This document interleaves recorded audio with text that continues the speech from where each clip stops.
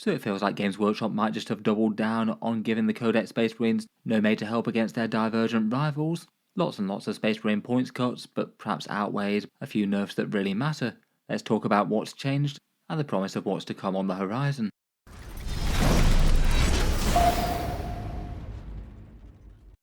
Hello and welcome back to Auspex Tactics, where today we're talking Space Marines, and in this video I thought we'd take a look over the main changes for their starties in the balance update, both with points and rules. I feel like every time I've talked about Space Marine balance over the past year or so, it's been the same sort of balance problem that comes up. The divergent chapters like Black Templars, Dark Angels and Blood Angels, they can make use of all the same gear, units and detachments that the regular Space Marines can. Literally the only thing that they can't steal are their generic characters. And it means that those armies are almost certainly going to be stronger, between powerful detachments that the regular Marines can't access, and a whole bunch more meaningful unit options that often tend just to be a little bit better than the average Space Marine unit out there, to try and encourage the divergent chapters to play fluffy and go with their flavour picks. The way things have been set up, it's just hard or impossible to balance Space Marines out with points, and as a result it's really reflected in the tournament stats. Core Codex Space Marine win rates are around about 40% or so, divergent chapters more like 50% or more. So each balance update, all the Salamanders, Imperial Fists and Raven Guard players and more out there have been looking to see if Games Workshop can do anything about it and make their chapter on par with the others. Today that doesn't really seem to have happened. The Ultramarines in particular might have gained some ground, and if you're using quite a de-optimized list with a bunch of fun units in, that might well have been helped a bit, but it looks like some of the very best Space Marine armies around have actually got worse, which is kind of surprising when the faction as a whole is only pushing a 40% or so in the biggest tournaments around. The changes are still interesting though, and should hopefully be a bit of a lease of life for a bunch more units, so I thought for this one we could talk through the points changes in the Minotaur and Field Manual, a few changes in the FAQs, a couple of which are kind of important, and Games Workshop's teaser that there'll be something coming for them in the balanced data slate later this year. Starting out, let's look at points changes, and we'll start off with the Terminators. The standard Terminator squad hasn't really been used in any sort of competitive play in a major way since 10th edition came out, which was kind of a shame given how nice the models are. The Terminator Assault Squad may be having a little bit more luck, Thunderhammers and Storm Shields, making really quite a big and tanky and dangerous melee and defense combo if you want something massive investment. They both dropped down 5 points per 5 of them in this update, so equating to a 3% points cut there, and to me it doesn't really feel like that's really going to move the needle very much. That kind of points cut just isn't quite big enough, though I guess it's a tiny nudge in the right direction. I feel like maybe they could have been a little bit more adventurous here. They're definitely not outright weak, and they can be made to work with certain combos of enhancements and stratagems and leaders and things, but they're not the units that optimized lists ever choose to build around. For perhaps the single biggest and most impactful change of the update though, we've got Reboot Guilliman. The Primarch of the Ultramarines went down from a massive 350 points to 285. That's a big almost 20% points cut there, really quite massive. Both he and the Lion are a lot cheaper to include in army lists now. Previously, again, he was rarely used, but I feel like that kind of a points buff is going to be enough to flip him from being a bit weak to genuinely very strong. At that cost, there's just enough to justify him between his own big melee damage, being pretty hard to take out, between his good stats, his invulnerable save, and a good chance to revive with the Armour of Fate, and then providing the army with one high value buff per turn, either giving you discounted stratagems twice a battle round for any unit within 12 inches, or doubling down on Oath of Moment, being able to wipe out one unit and then move the buff to somewhere else. Feels like the Ultramarines might be kind of spoilt for choice for characters now. With Guilliman looking so much better, Marnius Calgar and Uriel Ventris might have a bit of competition for their slots in the character sort of role. I guess you could run all three of them, though that might be taking a bit too much away from the mainline damage and defense units. And compared with the other Codex chapters, the Ultramarines do seem rather spoilt for choice for their leader units. Next up, it was nice to see a points cut for Reivers, 75 points per 5 of them, down from 85, so a 12% drop there. The boost is good, though previously they were considered one of the very worst units in the Codex beforehand, their unique selling points of battle shock shenanigans and precision attacks not being enough to outweigh the fact that they were just hitting a load of times with strength 4, AP 0 and damage 1. Now jump intercessors have been nerfed, they satisfy the role of being the cheapest 5-man squad with deep strike, could be good for dropping in with their grab shoots for doing secondaries and actions and things, and now maybe feel like they're one of the many Space Marine units competing for the sort of nuisance interference unit with small arms type role, maybe feeling a bit more usable but overshadowed as opposed to awful. I still can't see that many people trying to take them in competitive lists, but it's far less punishing if you just want to try and make your models work and put them on the table. Most of the time they could be cheap grunts, and every so often their special abilities might actually have the chance to do something very meaningful.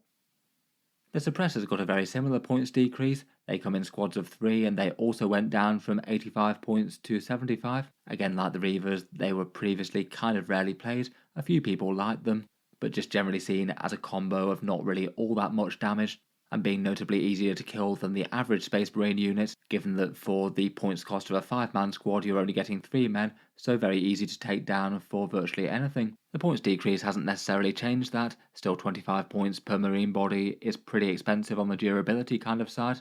Like the Reivers though, they certainly satisfy the role of being a cheap deep striker, and if they're not doing an action when they drop in, they can chug away at something with those autocannons. They are quite good against some targets, though maybe a little bit limited in scope, and they do have that to hit debuff rule, which could be handy against some big things, and good movement if they do manage to survive a turn, both of which certainly don't hurt. Again, they might be another contender for the role for a cheap deep striker unit, now Jump Intercessors got nerfed.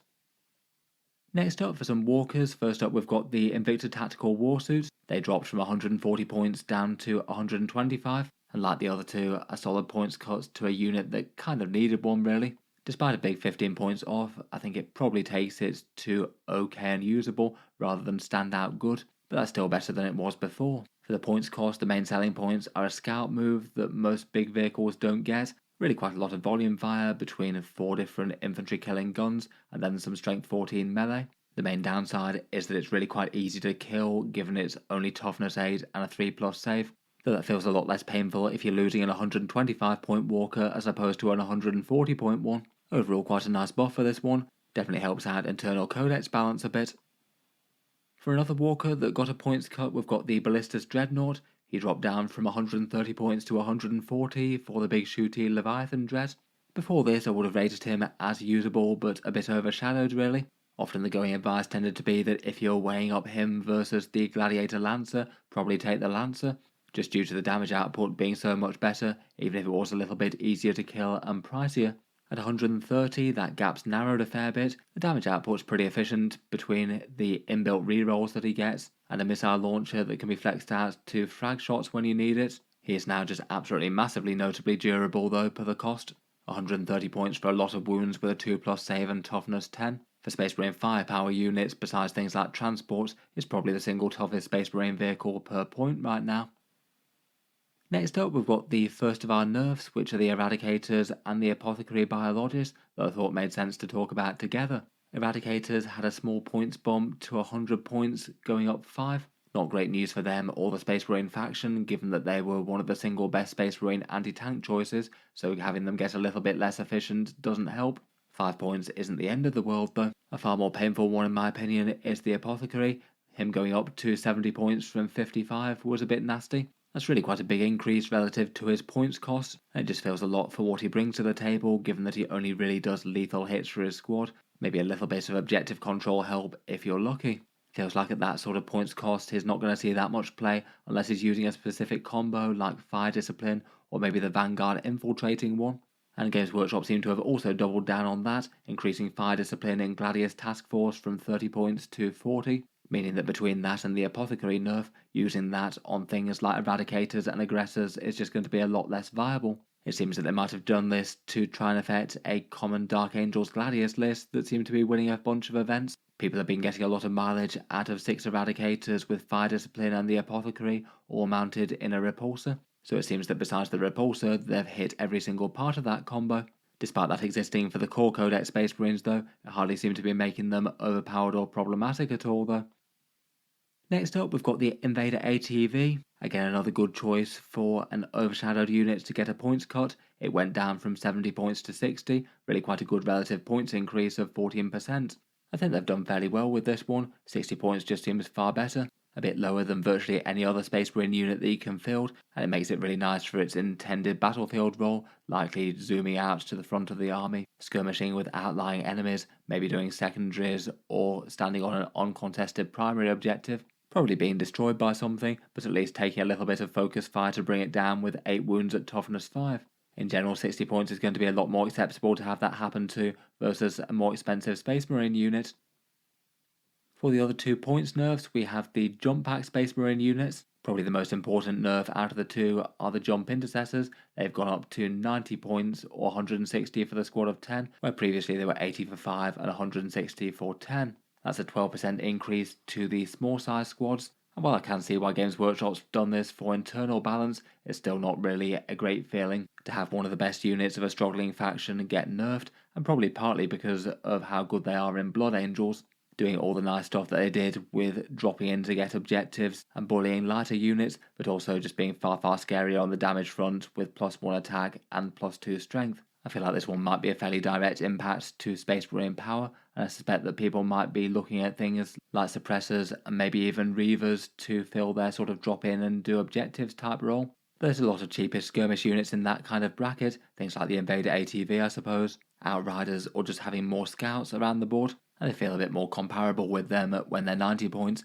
as opposed to when they were just clearly one of the best things at 80. Otherwise, the Vanguard Veterans went up a bit too. They went up to 110 points per 5-man squad, with all the power of their AP1 Damage 1 power weapons. They were very niche indeed outside of Blood Angels or maybe Raven Guard with Kayvan Shrike along. While I feel like the jump intercessors aren't the worst change in the world for internal balance, the Vanguard Veterans just really seems very clearly motivated by Blood Angels. Pre-Codex, they were often running around with a jump pack sanguinary priest and a captain perhaps, though losing the priest I feel might make them a little bit less relevant in the detachment going forward, even if they hadn't had their points increased. Out of the two, I feel like the jump intercessors, I might have preferred 85 for them. The Vanguard Veterans I think just genuinely shouldn't have changed, and that was a step in the wrong direction. Next up, we've got the Storm Speeders, all of which got meaningful cuts. The Hail Strike with its anti-infantry things is down to 115, the Hammer Strike to 125, and the Thunder Strike to 150. I still feel like at those points cost it's probably still going to be the Thunder Strike and then the Hammer Strike that get looked at, more so than the Hail Strike. The Thunder Strike gives you a +1 to wound against vehicles, helping mid-strength marine shooting focus down tough stuff. The Hammer Strike I think is a lot more interesting at 125. It's got 5 shots at strength 9 with good AP and damage d6 plus a couple of Crackstorm grenade launchers, even if to get good value out of it you have to get kind of close with that Melter Destroyer. I feel like between its speed and shooting though, it could be acceptable enough at 125 points, far more so than when it was 150 at least. For the Hail Strike I feel like it's still probably a bit matchup dependent, 115 points on a vehicle that just won't really do anything if your opponent doesn't have some toughness 3 hordes or enemy infantry that have good enough saves that you need to debuff them with the AP. If neither of those things exist very much, it's just going to be a bit of a waste of points. Finally, for unit changes, we've got the Phobos Captain and the Heavy Intercessors, both of which went down a bit, but I wouldn't say massively meaningfully.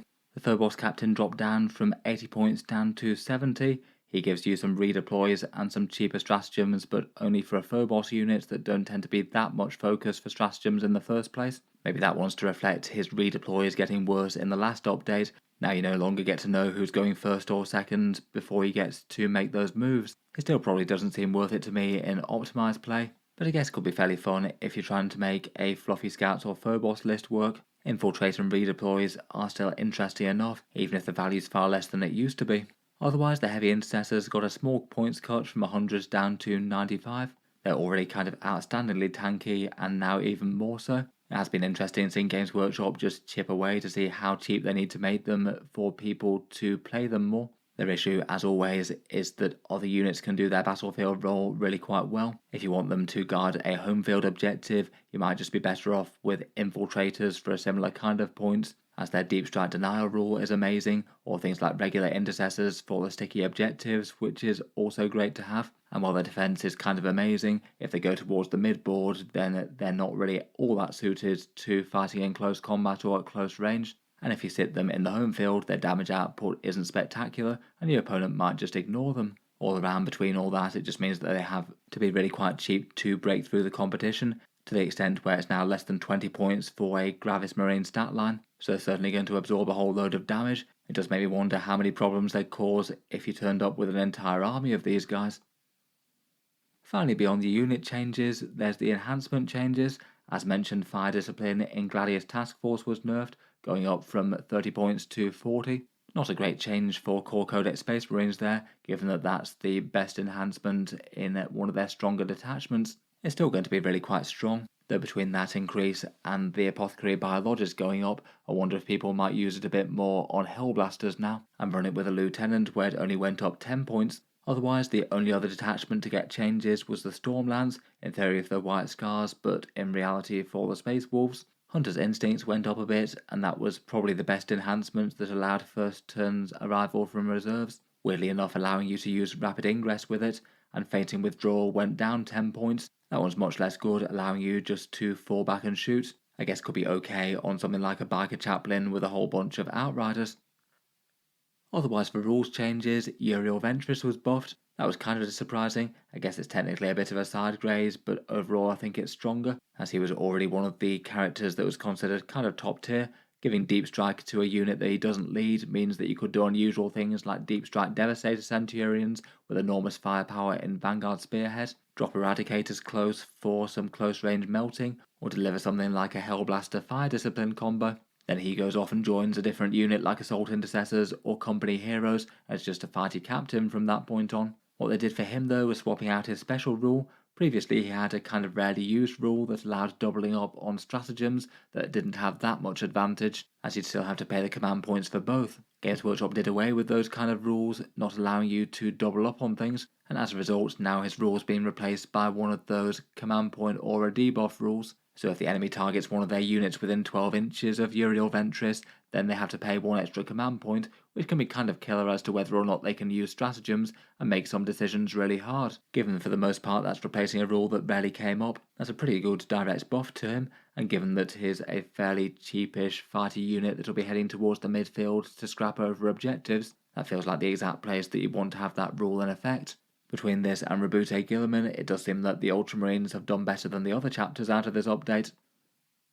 Otherwise, there were a bunch of other rules FAQs, some of which just weren't really changes, or merely clarified things that seemed absolutely obvious in terms of things like Lieutenants attaching, or Firestorm Enhancement treating a dice as an unmodified 6 after you had changed it to it. Beyond that, there's the Desolation Squad, who had a redundant rule removed. Basically, they were previously able to ignore the indirect fire penalty, which became irrelevant when you can only hit on a 4+ regardless of that. So now their rule just literally reads that they ignore cover if they're static, and as it stands they didn't really get any better or any worse, but remain very weak.